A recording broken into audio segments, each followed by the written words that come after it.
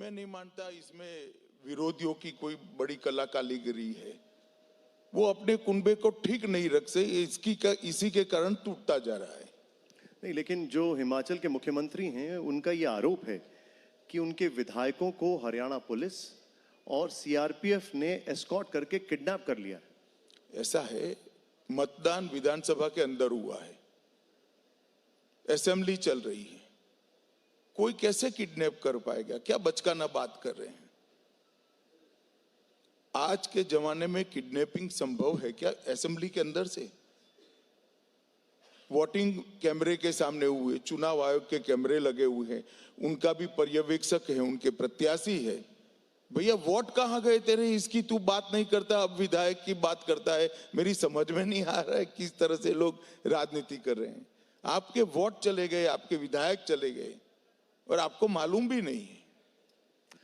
अब जिस वक्त इंडिया गठबंधन बना उसी वक्त बीजेपी कह रही थी कि ये टूट जाएगा, ज्यादा दिन नहीं चलेगा। नीतीश कुमार आ गए हैं, जयंत चौधरी आ गए हैं, चंद्रबाबू नायडू भी आपसे मिल चुके हैं। वहां पर ऐसा दिखता है ममता बनर्जी भी खुश नहीं है। देखिए, इंडिया गठबंधन सही मायनों में कहीं था ही नहीं। ये मीडिया का क्रिएशन था और मीडिया के क्रिएशन को मीडिया कितना लंबा चला पाए, मीडिया की कुशलता पर है। मैं पूरे देश की जनता को बताना चाहता हूं, कहीं पर गठबंधन नहीं हुआ था। इंडिया गठबंधन के 2 सदस्य केरल में आमने सामने चुनाव लड़ रहे हैं। इंडिया गठबंधन के 3 सदस्य बंगाल में आमने सामने चुनाव लड़ रहे हैं। कहाँ गठबंधन है? महाराष्ट्र में, तो वो तो इंडी गठबंधन बनने के पहले ही बना हुआ था। कहाँ गठबंधन है? उड़ीसा में है नहीं, हिमाचल में संभव नहीं, पंजाब में अभी अभी शायद हुआ है, बाकी कोई जगह पे गठबंधन कहीं बना ही नहीं है। और गठबंधन तब टिकते हैं जब इसका मुख्य ध्रुव होता है वो किसी सिद्धांतों के आधार पर चलने वाली पार्टी हो। इंडी गठबंधन और कुछ नहीं है, 7 सत्ता लोलुप परिवारवादी पार्टियों का एक गठबंधन है, जिनके नेता अपने बेटे, बेटी, भतीजे और दामाद को मुख्यमंत्री या प्रधानमंत्री बनाने निकले हैं। किसी को भारत की चिंता नहीं है। मैं आज आपके कार्यक्रम के माध्यम से देश की जनता को बताना चाहता हूं, सबसे पहले कांग्रेस पार्टी, सोनिया जी के जीवन का एकमात्र लक्ष्य है कि शायद 21वीं बार राहुल गांधी सफलता से राजनीति में लॉन्च हो जाए और प्रधानमंत्री बनाने का वो प्रयास कर रही है। 20 बार फेल हो चुकी, 21वीं बार। उद्धव ठाकरे जी का लक्ष्य ये रहे है कि बेटा उनका मुख्यमंत्री बन जाए। स्टालिन साहब का भी लक्ष्य है कि इनका बेटा मुख्यमंत्री जाए। ममता बनर्जी जी अपने भतीजे को बनाना चाहती, लालू जी बेटे को बनाना चाहते। इसमें गठबंधन कहाँ है भाई? ये बेटे, बेटी, दामाद और भतीजों को सत्ता पर बिठाने के कार्यक्रम से, स्वार्थी कार्यक्रम से एक साथ आए हुए परिवारवादी पार्टियों का जमावड़ा है। उसको बिखरना ही, ये संतरे की तरह बिखर जाएंगे। मेरी बात याद रखना।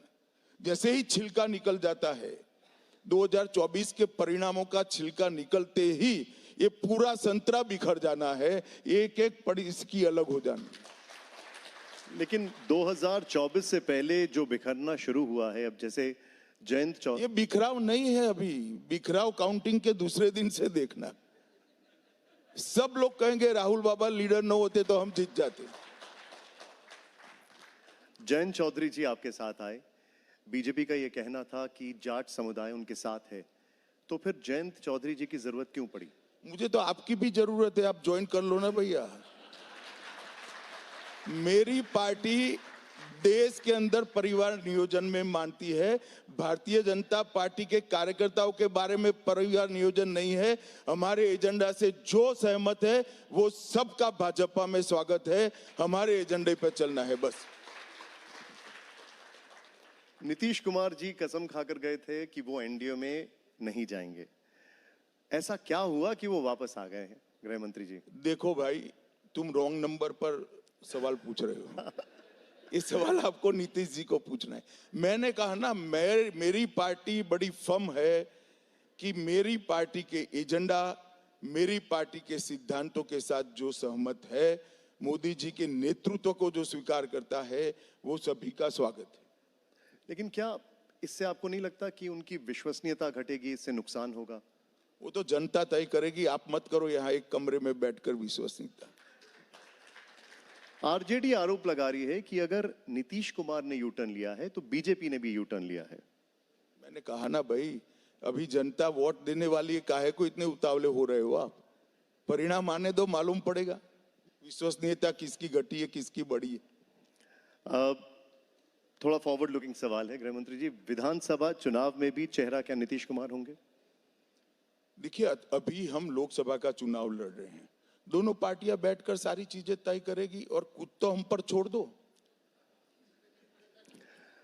अब अगला सवाल भी इसीलिए है, लेकिन मैं जानना जरूर चाहूंगा, उद्धव ठाकरे अगर वो वापस लौटना चाहें तो फिर? इसमें अगर मगर नहीं होता है भाई, कोई टाइटल नहीं निकलेगा, सीधा चुनाव के मामले पर आ जाओ वरना तेरा टाइम यहीं खत्म हो जाएगा।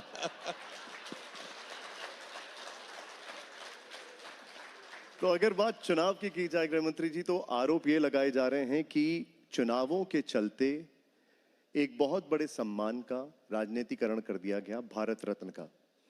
आरोप विपक्ष की तरफ से यह लगाया जा रहा है कि चाहे वो कर्पूरी ठाकुर जी को सम्मान दिया गया हो या फिर चरण सिंह जी को सम्मान दिया गया हो, भारत रत्न का राजनीतिकरण किया गया है जानबूझकर चुनाव से पहले। देखिए, आपने क्रम नहीं जाना है ना क्रम का अभ्यास करने की तस्दी ली है।